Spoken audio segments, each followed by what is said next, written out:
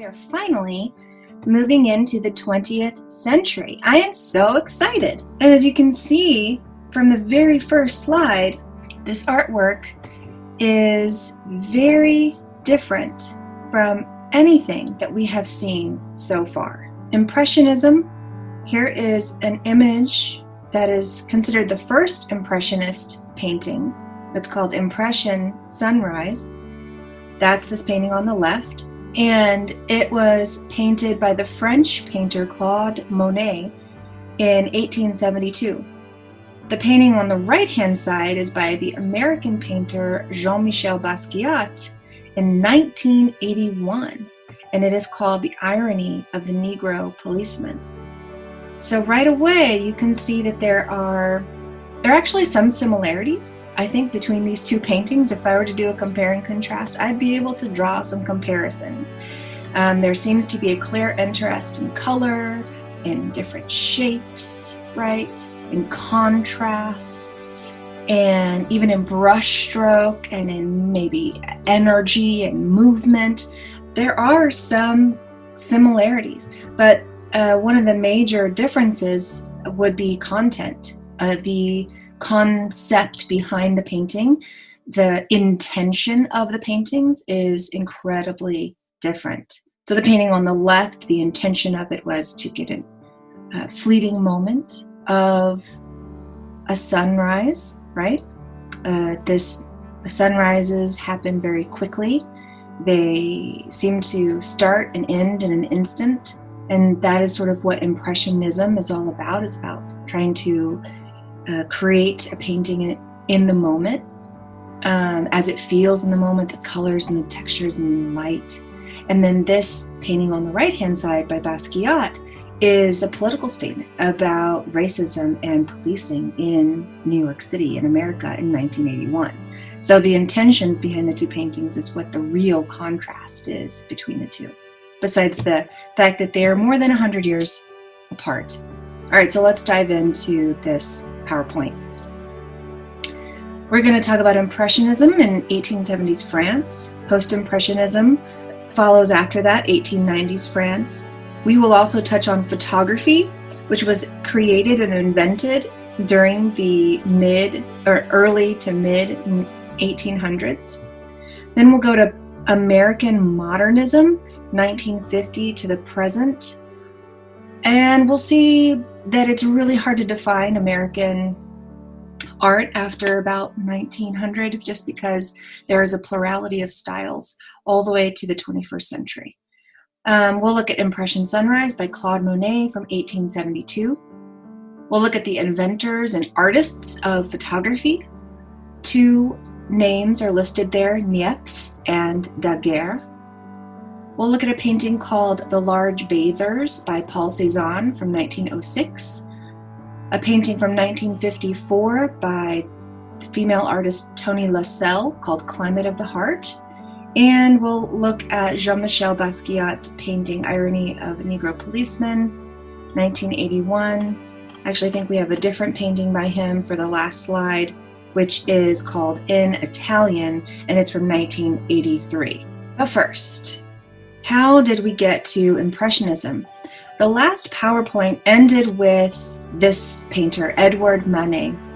And we talked about how he flattened the space in his painting, Luncheon on the Grass. And just that mere act of flattening the space and also painting something that was of leisure. It was the bourgeoisie, eating lunch by a small body of water. That painting was about leisure, relaxation, conversation, and there was no real political message or anything like that. And here we are seeing another painting that he created around the same time period. This is from 1882. It's called A Bar at the Folies Bergères. This is where we really see Manet becoming a leader of the Impressionist movement. Again, in this painting, he is flattening the space. So what do we have? We have a woman. She's a bartender. She is standing at a bar facing us, the viewer. And there are some bottles of champagne here, some alcohol and spirits. this bowl of oranges and some more alcohol. And in the background, that's not actually going back into the distance, that's actually a mirror.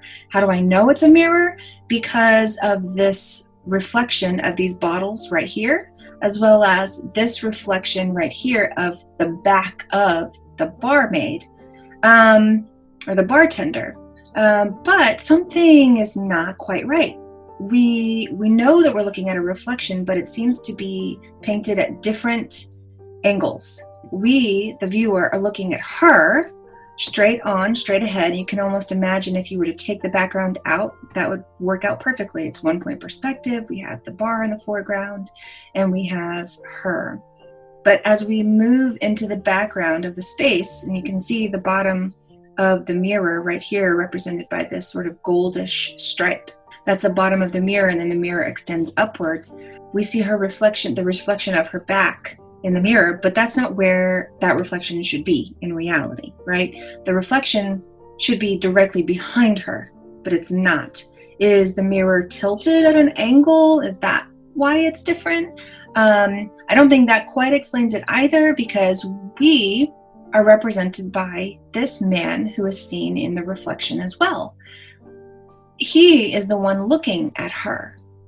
But in the painting, as we look at it, we become this man here, interacting with her. So that's so interesting that he would sort of paint these two moments. They're two different moments, and he has painted them as though they're happening all at the same time. We also have the first product placement in a painting. This has been researched to show that it is Bass Pale Ale beer. It proved that there was a majority English clientele that night at the Folies Bergère when what he is depicting is that these are mostly Englishmen here arrived, and they are serving English beer. This painting also focuses on the working class instead of the rich, right? She is not royalty. She's a regular person doing her job, and there she is, her portrait forever immortalized in this very famous painting by Edward Manet. So it leads us to Impressionism. This is Claude Monet. He is inspired by the paintings of Manet. They were working at the same time. They knew of each other's works. What is Impressionism? The colors of his paint was more vibrant due to the invention of synthetic pigments in oil paint. So that's really important to note at the time. You know, there's always new technologies happening depending on where you live and what time period you live in, that is changing the way that you paint. Not just what's going on politically in your country, right, or in your town, but also just like literally the materials that you have available to you. So he's able to paint with more vibrant colors because of synthetic pigments that has been put in oil paint that's available to him. This is oil on canvas, right? It's 19.5 inches by 25.5 inches, which is a much smaller painting than the larger grand scale paintings that we had seen come before this time period. Impressionism is defined as painting the fleeting appearances of atmosphere, lively and striking sensations of the observed scene. They give a feeling of instantaneous production, something that seems spontaneous. It seems very quick. If you were to look very up close at this painting, you would see that all these brushstrokes, they're very light. There is no thick, opaque painting anywhere. At this time, there was also something that became very popular, which is called plein air painting, or painting out of doors. Plein air means outside. It's a French term for painting outside. And artists would take their canvases outside, watercolors or oil paints, and they would paint something that they saw in the moment. They would start the painting, they would watch the light as it traveled. You know how you're outside, and if it's a partly cloudy day and it's kind of windy, clouds will create shadow, and then all of a sudden you have bright sunlight, and then a shadow will come back again because the clouds are moving in front of the sun. And sometimes you have the dappled light falling through tree branches and things like that. That is what Impressionist painters were really interested in. They were actually more interested in painting scenes of leisure. They were less interested in social criticism, and they wanted to depict the pleasures of life, including the pleasures of simply seeing, which is interesting. So it's a very different way to even think about why we make art, right? Why are we making this painting? Well, we're just enjoying it. We're enjoying the pleasure of the orange sun as it rises over this port. We're enjoying the cascade of colors from warm tone colors to cool blues and greens in the ocean. It's very different from why people were painting for the purposes of realism, right? There was always a political intention behind it. Impressionism begins to change all that. And we really need to ask ourselves the question, why? Why at this time, 1872, 1880, what is going on that would require or would make people want to change the reasons for painting? If it's not a political reason, right, why should I make paintings look so terribly, not in a bad way, but so dramatically different than how they looked from even 10 to 20 years prior? Before we get to answer that question, let's look at the first African-American painter of renown. His name was Henry Ossawa Tanner. Let's go ahead and open up this link. We can see more images by him. He was a realist painter, but also impressionist painter, so it kind of went back and forth between styles. And the painting that we were just looking at is called The Banjo Player, and that's this one, or The Banjo Lesson. It's this one right here. And you can really see the style, the sort of combination or the combining of styles between Impressionism and realism. We're seeing working class people. We're seeing a grandfather with his grandson. He's teaching them how to play the banjo. We're seeing a real lived-in space. This is very similar to realism, but it has a very painterly style to it. It has a very impressionist style with the light in the background, that yellow, kind of yellowy, pale tones in the background, those sort of brushstrokes showing up all over the canvas. That's very impressionistic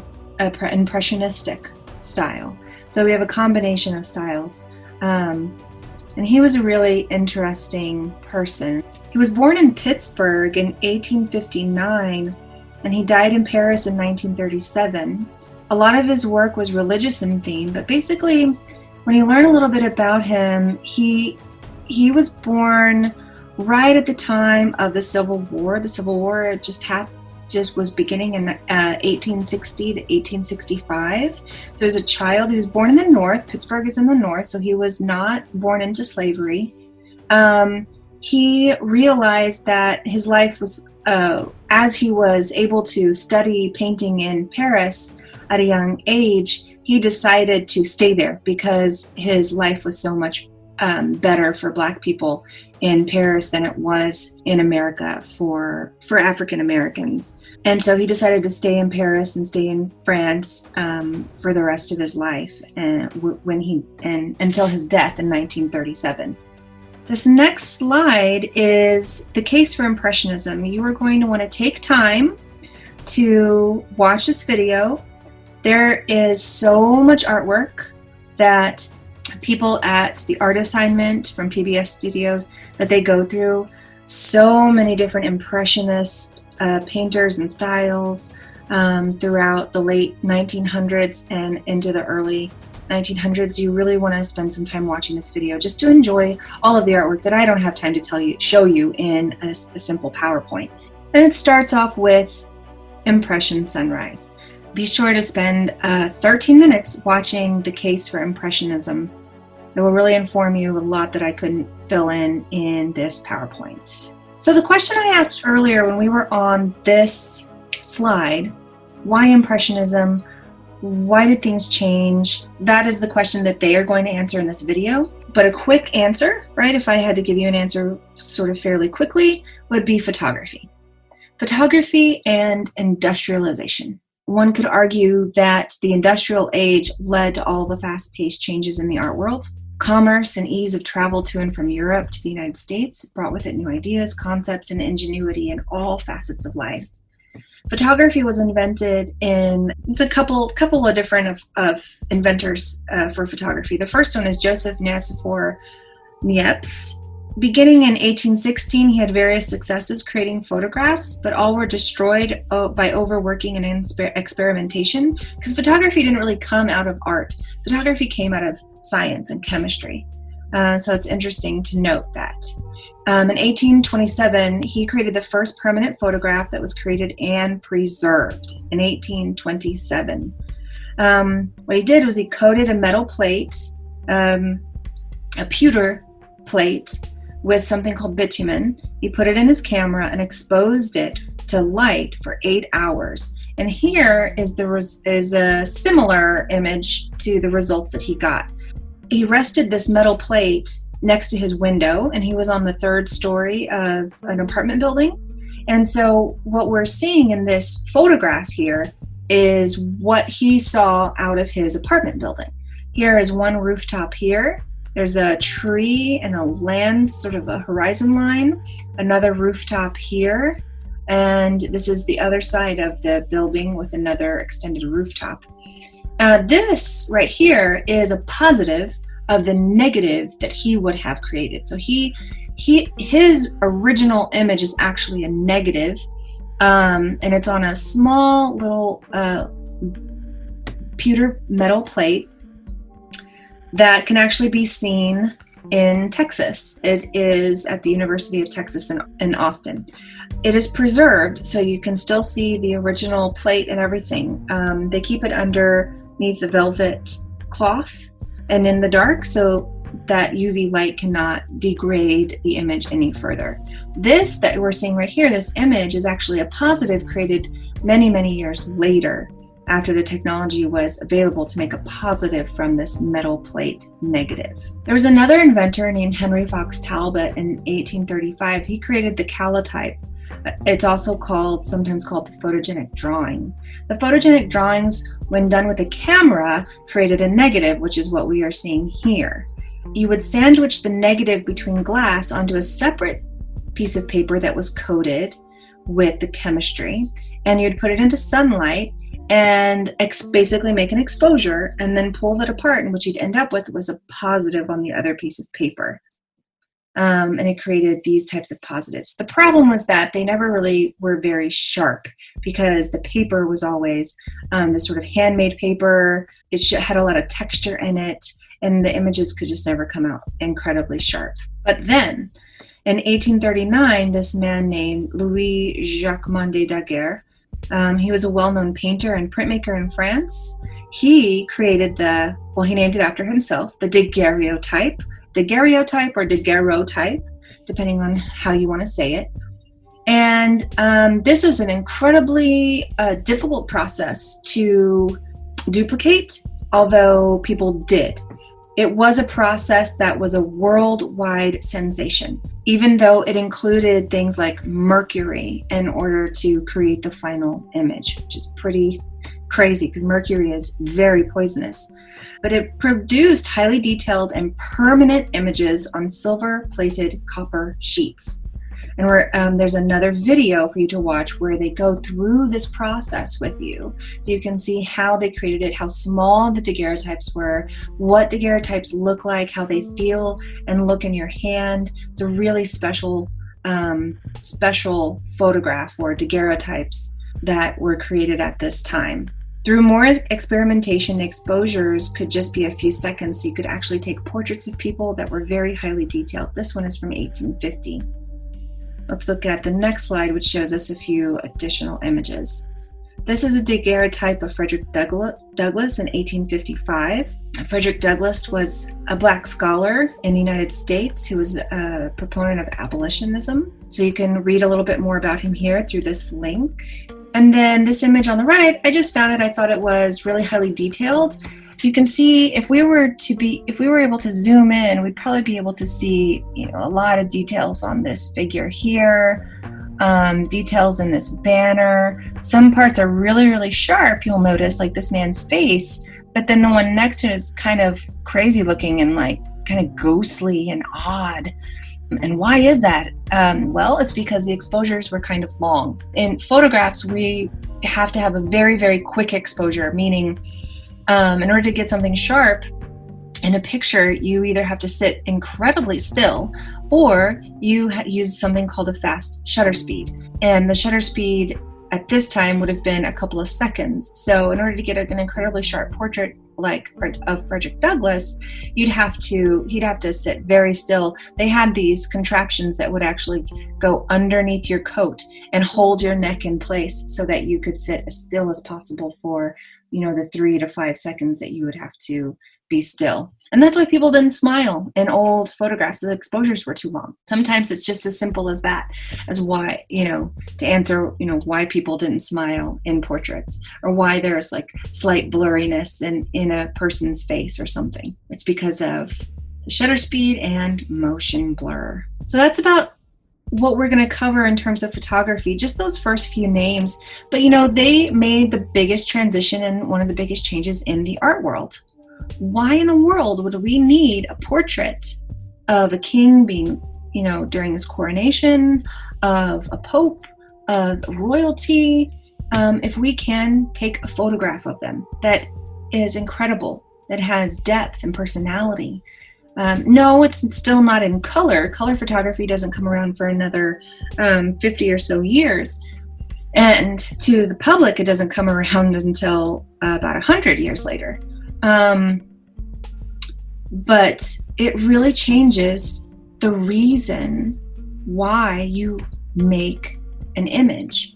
So artists decided to move towards experimentation in their painting, because photographs were there to document the everyday, to take portraits of people. So painters saw that as an opportunity to experiment and do new things with their artistry. This is the video that you'll watch talking about the daguerreotype. So I'm going to right click on that. You'll notice that when I do that, the hyperlink is there and I can open it. To imagine what a revelation the first photographs would have been to people. These mirrors with a memory to record things that looked just like what we saw. Yeah, photographs are really, really amazing. People started actually traveling, taking pictures of different landscapes, the Louvre, of the Versailles Palace at Versailles, different places in India and Japan, and they would take photographs and then they would make these little cards, these photographs that you could share, right? Like postcards basically become these things that people would purchase because they had never seen Japan before. They saw maybe a painting, if they were lucky, but photography starts to disseminate images at a much faster pace than paintings could ever do. Because to see a painting, you have to go into a museum, but photographs were sort of immediately for the people. Were much more democratized, and they democratized image making and democratized sort of the world in a way, because then you could share the world and global histories and people and places. You could share it through the use of a photograph. And I could go on, but photography really does change the way newspapers print images. You can see things as they happen, and obviously changes the way we make art. Absolutely, 100%. Post-Impressionism. We're going to look at one post-impressionist artist. His name is Paul Cézanne. Paul Cézanne is one of my favorite artists. He made this painting. It's called The Large Bathers. This is in 1906. It's 6 feet 10 inches by 8 feet and 3 inches. It's in the Philadelphia Museum of Art. Post-Impressionism has a lot of artists to consider that you can Google and look at on your own time. Vincent van Gogh, who did Starry Night, Paul Gauguin, Georges Seurat. All of these are considered post-impressionist artists who sort of took the idea of impressionism and then began to play with and do their own experimentation and things with it. Paul Cézanne focused his paintings on formal elements of color, line, shape, and spatial relationships. The Large Bathers from 1906 use of pyramidal structure draws attention to how he painted. He was more interested in how he depicted spaces versus necessarily what he was depicting. Yes, we have a picture of painting here that includes these nude women, but we're not really getting facial features. We're not getting a lot of sort of salacious content here. He is trying to draw our attention to the pyramidal shape of the trees above the bathers and below, right, creating this pyramid. He's also trying to draw our attention between the flattening of the space. Even though these people on the other side of the body of water, do look smaller, like they recede into space, they're still not quite small enough. There really isn't enough information here to tell us how far away they actually are. The blue of the sky sort of transitions into the blue of and green of the foliage on the trees. His brushstrokes were individually placed in flat swaths of color. They were laid down as horizontals, diagonals, and verticals. So he's trying to draw our attention to that. And something else that Cezanne did, which is one of the reasons why I really enjoy his artwork, is because he left parts of his canvas totally untouched. And there were arguments about, well, is it a finished work if it doesn't have paint all over it? Why did he not paint certain portions of the canvas?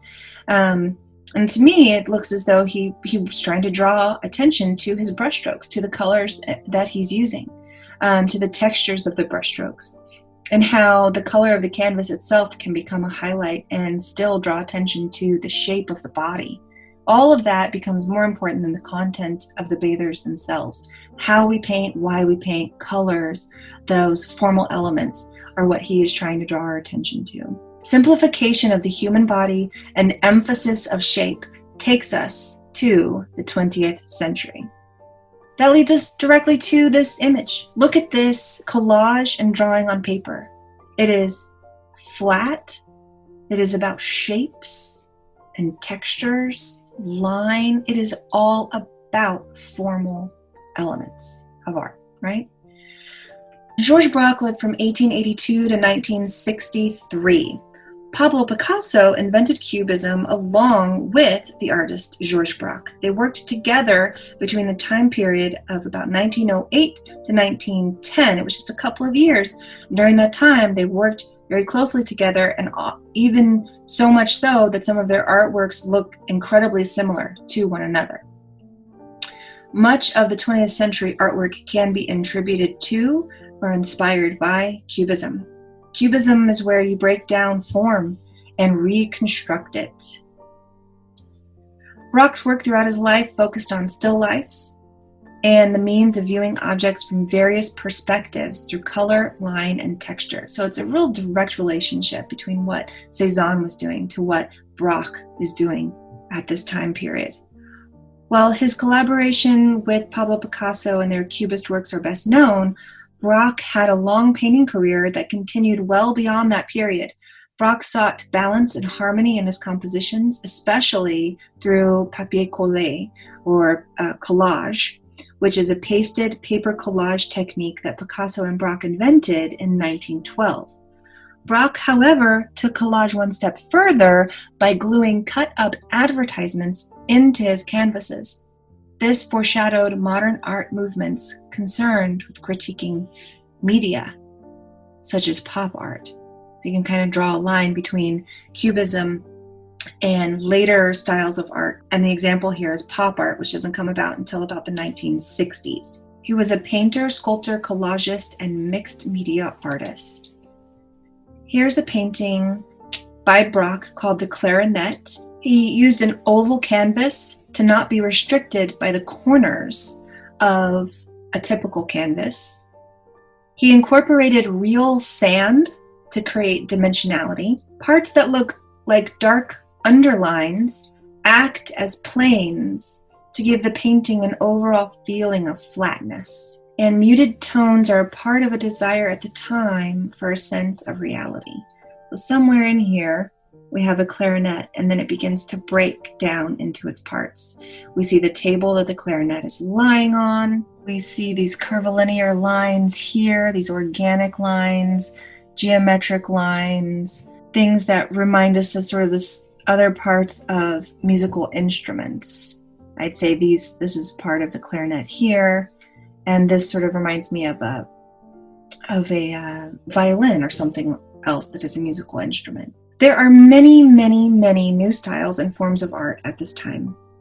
There are so many new forms of art that you would literally, it takes an entire class to get through modern art. I mean, there's a whole art history course dedicated to it. Some of the styles of art that are invented during the 20th century are surrealism, expressionism, action painting, color field painting, abstract expressionism, pop art, and minimalism, just to name a few. What we're going to look at is a big part of the mid-20th century style of art that became incredibly popular, and many artists took to it, and that's called non-objective art.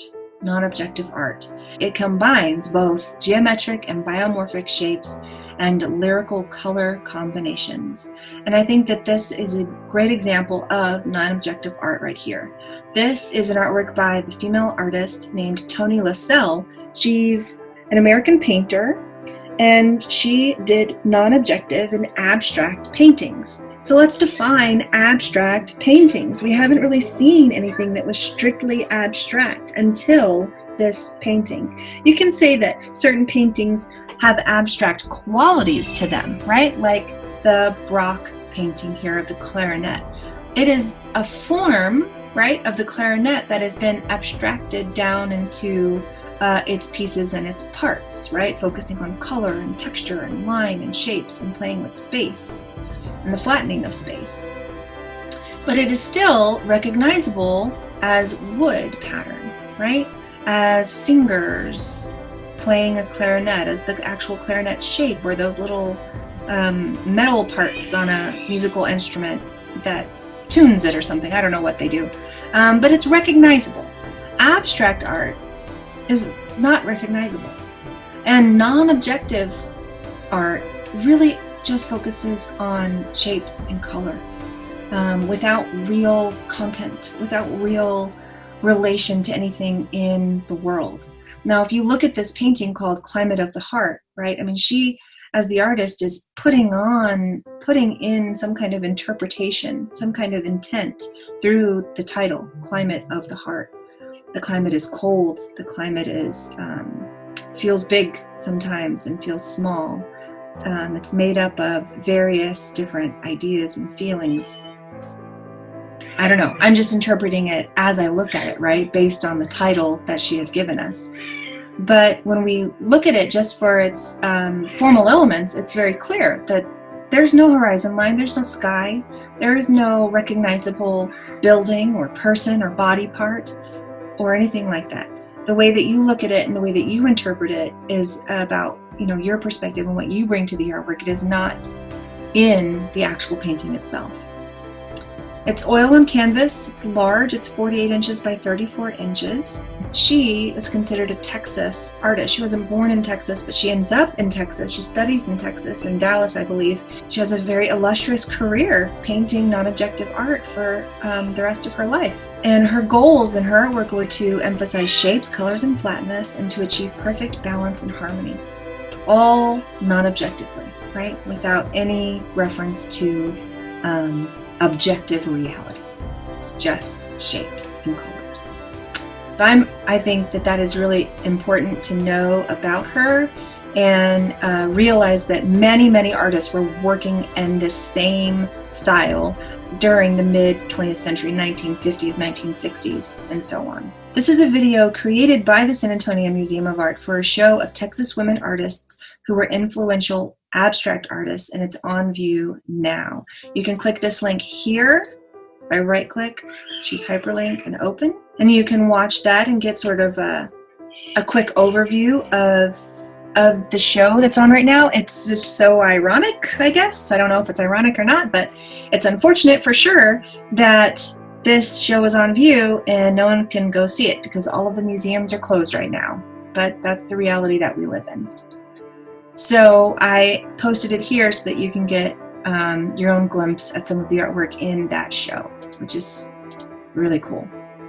And then I've also embedded the video here. So if you hit play, if I'm in presentation mode and I hit play, it should just start to play.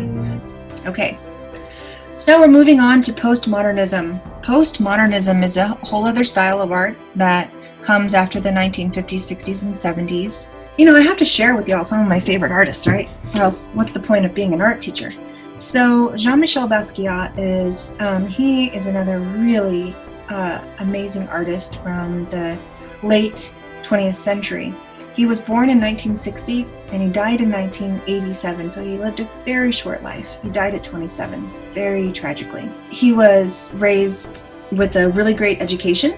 He had a vast knowledge of language and art history. He knew history in general. He knew of his own ancestral history. He was very engaged politically, etc. So he really brought a lot of different ideas into his artwork. Even though when looking at it, if you didn't know anything about him or anything about art in general, right, you would say, this guy looks like he doesn't have a clue about art, right? He doesn't even know how to draw people. People aren't blue. This is weird. Why does it look like a child drew this, right? Why is he drawing in words and scratching them out? What is this about? And a lot of people might take umbrage with his style of art. But that's the interesting thing about postmodernism. In postmodernist era, which just basically means everything after the modern era, the modern era basically stops in the field of art history around the 1970s or so, the late 1960s. And everything becomes postmodernism. All artists are working in a combination of styles. They've learned from surrealism and abstract expressionism and abstraction and non-objective art, and they've learned from pop art, and they've learned from neoclassic and impressive. They've learned from all of these different styles of art, and they're combining them into their own new thing, which becomes very unique depending on the artist who you are looking at. And that is postmodernism in a nutshell. He is known for distilling down ideas into childlike, energetic drawings and paintings. So we should feel energy when we look at these. We should feel that they are childlike, that they have an innocence to them, even though they are taking on sometimes very adult themes. He's influenced by poetry, graffiti, because graffiti art had become popularized by this time, art history, politics, and his own struggle against a racist system in the arts and in life. His work was often a depiction of dualities in politics and the human condition. He was very famous for a short period of time, from about the age of 20 to 27. There have been many documentaries made about Basquiat that you can find on Netflix and Hulu and YouTube. You can also find a couple of major motion pictures that actually had theater releases all about this person. The materials that he liked to use were mostly drawing materials like pencils and oil sticks, as well as acrylic paint. This is the first time we've probably even seen acrylic paint.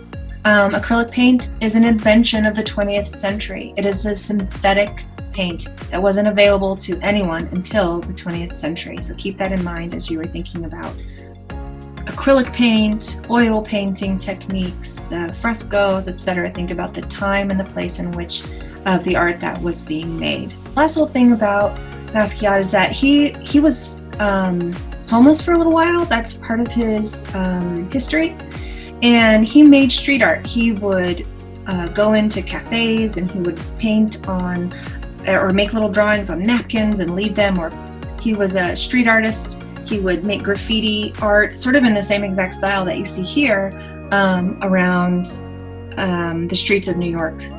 And there were a lot of artists at this time, and one who noticed him was Andy Warhol. And we didn't look at Andy Warhol, but Andy Warhol was very famous in the 1960s all the way through the 1980s, and he is popular for creating something called pop art. And Andy Warhol sort of takes credit for discovering Basquiat as this great genius. And he takes Basquiat in, he gives him a studio to paint in, he gives him canvases to paint on, and that's why his career just takes off sort of instantaneously almost in the early 1980s. He ends up being overcome by a drug addiction, though, which cuts his life short. So in the next video, you can watch to give a little bit more insight into his work. And there is also a foundation dedicated to all of his artwork that I will also link you to. So that covers it, y'all. That is Impressionism to the 20th century. We made it. We did 1872 to 1980.